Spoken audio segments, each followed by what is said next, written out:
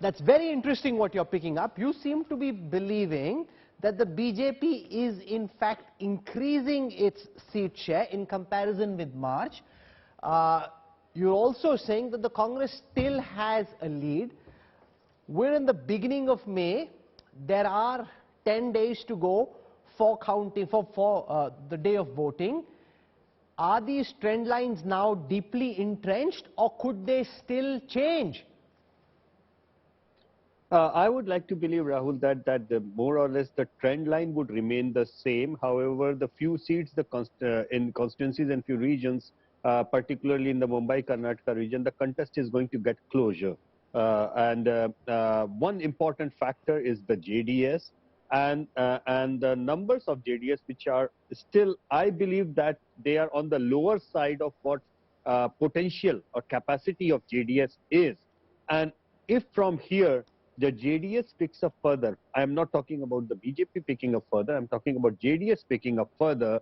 That could be more problematic for the Congress, because I kind of see that that there is a kind of saturation of sorts coming in. Congress is hovering roughly about 40 to 42% of sort, and BJP is kind of hovering between 34 to 36% of sort. And yes, I know that Prime Minister's campaign has just started, and he brings his own way of having a Modi dividend for the BJP. However, we have also talked about and we have seen that such dividends are more likely to play out 12 months down the lane rather than immediately at this point of time. Okay. So yes, the campaign is going to be important, but more than the BJP, my eyes on how the JDS numbers are going to play out. If the JDS gains more, but that requires BJP to, kind of go down further as far as the southern Karnataka is concerned. Because that's where... I'm coming to a region-wise breakup in just a moment. GVL Narasimha Rao, there's good news and there's bad news. When you compare the numbers from March to April, the bad news is you're still losing. The good news is that you're gaining ground. The Congress is ceding some ground. That's what Seawater is picking up. But there are now very few days of campaigning left. Campaigning ends 48 hours before the 10th, which essentially means that Prime Minister Modi and the big guns of the BJP have a lot of catching up to do. The asking rate could be getting too much for even batsman Modi to handle. Good evening to you and all the friends in the panel, Rahul. But let me put out a statutory warning, because you introduced me as a numbers man.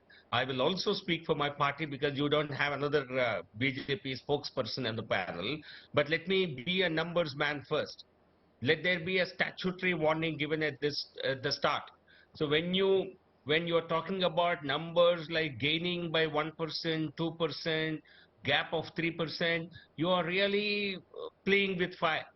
Polls cannot be so accurate to predict. There is always a chance element. You might get it dot on, but statistical significance, statistical equation does not allow you to predict it to the precise number. So what if you're the sample that you see each round, if he has taken a repeat surveys, different samples, this could purely be sampling error. Even no, but the gap in his poll is 5%.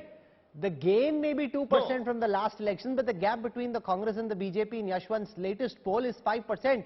That in a largely bipolar fight with some elements of a tripolar fight is a pretty big gap.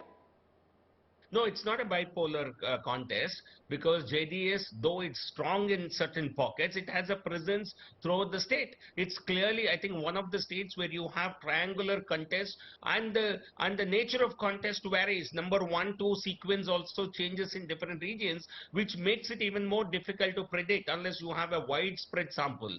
But let me tell you, the gap you are predicting to be 3-5%, but with a gap of 2% behind the Congress, we won almost a majority.